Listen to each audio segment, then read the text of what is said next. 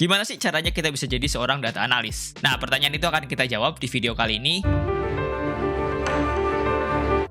Jadi di video kali ini aku akan bahas tentang siapa itu data analis, lalu bagaimana sih peluangnya bekerja sebagai data analis, dan tentunya roadmap step by step apa yang harus kita pelajari untuk bisa jadi data analis. Nah, ngomong-ngomong tentang data analis, aku pengen kasih konteks dulu ke kalian nih. Kenapa sih sekarang ini banyak banget pekerjaan-pekerjaan yang berkaitan dengan bidang data? Dan nggak tahu kalian sadar atau enggak, kalian bisa lihat di sini aku punya sebuah infografis di mana di sini menggambarkan setiap menit ada berapa sih kegiatan yang menghasilkan data. Kalau kalian bayangin di sini, kalian misalnya lihat yang Facebook nih. Facebook ini dia ada 1,7 juta konten yang diupload di situ ya kan.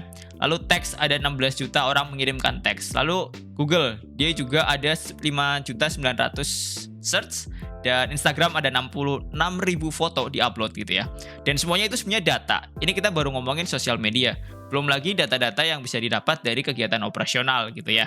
Lalu kegiatan penjualan misalnya. Dan ya masih banyak lagi. Ditambah lagi dengan IoT misalnya. Kalian pakai smartwatch atau aktivitas kalian di handphone gitu ya. Itu semua akan menghasilkan data. Nah, itulah kenapa. Jadi salah satu background kenapa pekerjaan-pekerjaan data semakin dibutuhkan dan semakin bermunculan akhir-akhir ini, ya.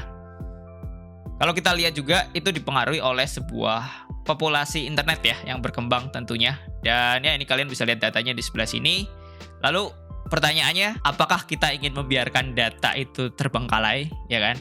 Jadi aku nemu sebuah meme gitu ya. Ini bukan hanya sekedar dari ukuran datanya yang penting, tapi gimana kita bisa memanfaatkan data itu ke depannya. Itulah kenapa ada seorang data analis. Yang mana data analis ini dia akan ngebantu untuk melakukan analisa dari data-data yang tadi udah ada banyak banget gitu ya. Dan dia akan mencoba mencari insight dari data tersebut, lalu menyajikannya dalam berbagai macam format. Baik itu dalam bentuk report, dashboard, atau dalam bentuk analisa gitu ya. Jadi intinya adalah memanfaatkan data, kemudian diproses datanya, dicari insight-nya, dan gimana kita bisa menghasilkan sebuah output dari data tersebut. Itu gambaran tentang data analisnya. Apakah data analis ini hanya sekejap saja atau dia sebenarnya akan berkelanjutan ke depannya gitu teman-teman. Ini aku punya data dari World Economic Forum. Di sini kita bisa lihat kalau di tahun 2025 ada beberapa pekerjaan-pekerjaan yang akan emerge atau akan semakin dibutuhkan gitu ya. Di sini kita bisa lihat posisi pertama adalah data analis dan data scientist. Posisi keduanya AI dan machine learning specialist, dan yang ketiga big data specialist. Sadar atau enggak, tiga-tiganya berkaitan dengan data gitu kan. Bahkan yang keempat juga sebenarnya digital marketing dan strategic specialist, mereka juga bekerja dengan data yang cukup intensif. Lalu ada juga informasi tambahan terkait dengan 10 skill yang akan dibutuhkan ke depannya. Ini analytical thinking dan innovation, active learning dan learning strategies. Ini semuanya ya berkaitan dengan apa yang harus dibutuhkan oleh data analis juga sebenarnya. Oke. So, itu dia pengantarnya. Lalu, apa yang harus dipelajarin buat bisa jadi seorang data analis? Aku bikin sebuah roadmap di sini. Kita akan mulai dan aku akan bahas satu-satu. Kalau kalian lihat di bagian atas, itu adalah hard skill yang harus dikuasai gitu ya. Dan yang di bagian bawah, soft skill apa sih yang diperlukan untuk mendukung pekerjaan seorang data analis agar dia bisa bekerja dengan lebih baik. Kalau kalian lihat yang di bagian atas, kita mulai dari hard skillnya dulu ya. Tentunya adalah kalian bisa mulai dengan mempelajari matematik dan juga statistik. Lalu setelah itu kalian berangkat ke mempelajari spreadsheet. Setelah kalian mempelajari spreadsheet, kalian juga bisa upgrade lagi skillnya dengan mempelajari tools-tools visualisasi yang ada banyak gitu kan. Nanti aku akan bahas satu-satu.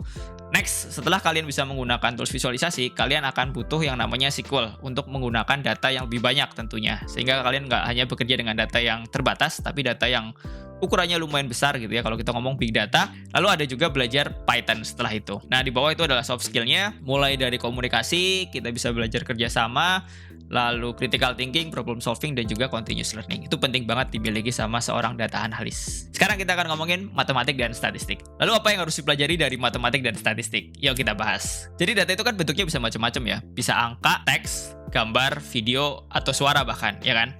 Nah, tapi kita akan ngomongin konteksnya angka dulu, karena data analis biasanya lebih banyak bekerja dengan angka dibanding data-data yang tipenya unstructured seperti yang tadi udah disebutin, kayak gambar, audio, teks gitu ya. Kalau kita ngomongin angka, tentunya nggak jauh-jauh dari gimana kita bisa mengolah angka tersebut. Makanya kita butuh yang namanya matematik dan statistik di sini. Oke. Nah, apa aja sih yang harus dipelajarin terkait matematik dan statistik? Ini aku ada ambil beberapa. Yang pertama tentunya kita belajar aritmatik, lalu linear algebra. Untuk statistiknya kita bisa mulai dengan statistik deskriptif. Ya, ini lumayan sederhana sebenarnya. Ketika kita ngomongin rata-rata, median, mode, standar deviasi, dan teman-temannya. Lalu inferensial statistik, di mana kita bisa mengambil kesimpulan dari informasi yang udah kita dapatkan dari sebuah sampel untuk mengeneralisasinya, ya kan? Dan tentunya yang tidak kalah pentingnya adalah probabilistik. Oke. Itu terkait dengan matematik dan statistik. Selanjutnya adalah spreadsheet ya. Spreadsheet ini adalah sebuah tools yang boleh dibilang end to end dari awal. Kalian udah bisa mengolah data, merapikan data sampai kalian bisa memvisualisasikan data. Kenapa belajar spreadsheet di awal? Karena dengan ini kalian udah bisa mendapatkan intuisi awal. Kalian bisa melakukan pengolahan data di awal dengan tools yang sederhana dulu. Ketika kalian baru latihan, tentunya datanya belum akan terlalu banyak kan. Makanya spreadsheet ini juga cocok dipakai sebagai salah satu tools awal buat kalian pelajarin. Dan aku yakin kayak kalau kalian udah bekerja gitu ya, pasti biasanya rata-rata udah pada pakai spreadsheet kan. Spreadsheet itu ya boleh dibilang kayak Excel atau Google Sheet lah. Dua hal ini kalian bisa manfaatkan buat pelajarin di awal.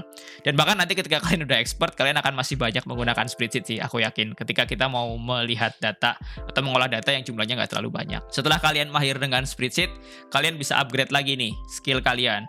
Ketika kita ngomongin yang namanya memvisualisasikan data atau mengeksplorasi data, kita bisa belajar menggunakan tools-tools data visualisasi. Misalnya di sini ada Tableau, Power BI, atau Google Data Studio yang sekarang namanya Looker Studio, teman-teman.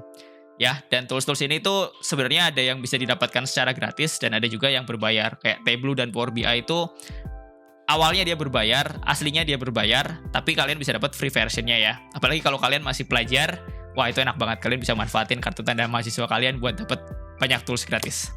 Nah, nextnya adalah Looker Studio ini. Looker Studio ini yang beneran gratis, kalian bisa manfaatin Looker Studio ini buat visualisasi data kalian yang misalnya tersimpan di file CSV atau tersimpan di Google Sheet, kalian bisa pakai itu. Setelah kalian bisa membuat visual yang bagus gitu kan, data kalian udah bisa tervisualisasikan, saatnya misalnya nanti kalian harus bekerja dengan data yang jumlahnya lebih banyak, karena si spreadsheet ini kan dia punya batas nih.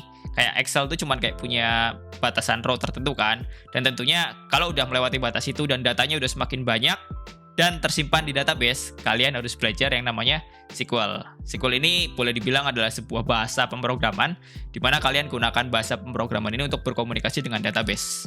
Database-nya ada macam-macam banget ya. Ini aku ambil contoh, ada si gambar gajah itu Postgre, lumba-lumba itu MySQL, ada anjing laut juga MariaDB, dan ya, nah selain dari tiga itu ada juga database yang cloud based kayak BigQuery atau Snowflake gitu. Oke, ketika kalian udah mahir dengan SQL juga udah bisa berkomunikasi dengan database, kadang misalnya kalian perlu melakukan data transformasi yang lebih kompleks atau misalnya kalian perlu melakukan otomasi, saatnya kalian bisa belajar Python di situ. Nah, ini ada beberapa library yang sering dipakai ya kalau jadi data analis ya.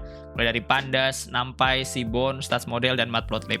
Jadi kalau ngomongin Python itu kan sebenarnya luas banget. Kalian nggak perlu mahir banget semua hal tentang Python.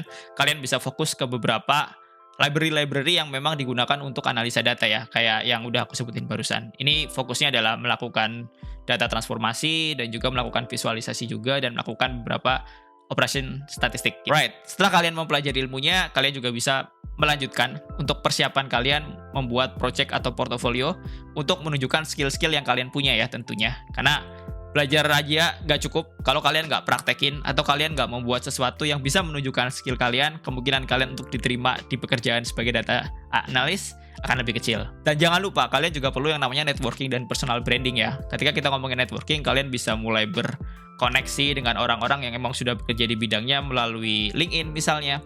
Atau kalian juga membangun personal branding kalian dengan menyebarkan informasi-informasi terkait data, menunjukkan apa yang sudah kalian buat seperti portofolio kalian, atau misalnya kalian membuat konten-konten terkait dengan data juga bisa gitu. Nah, itulah dia beberapa hal yang bisa kalian manfaatkan untuk mempersiapkan diri kalian menjadi data analis. Dan ya, kalau kalian suka dengan kontennya, jangan lupa untuk like dan subscribe. Atau kalau perlu juga kalian bisa bagikan konten ini ke teman-teman kalian, biar teman-teman kalian juga bisa ikut belajar. Sampai jumpa di video selanjutnya.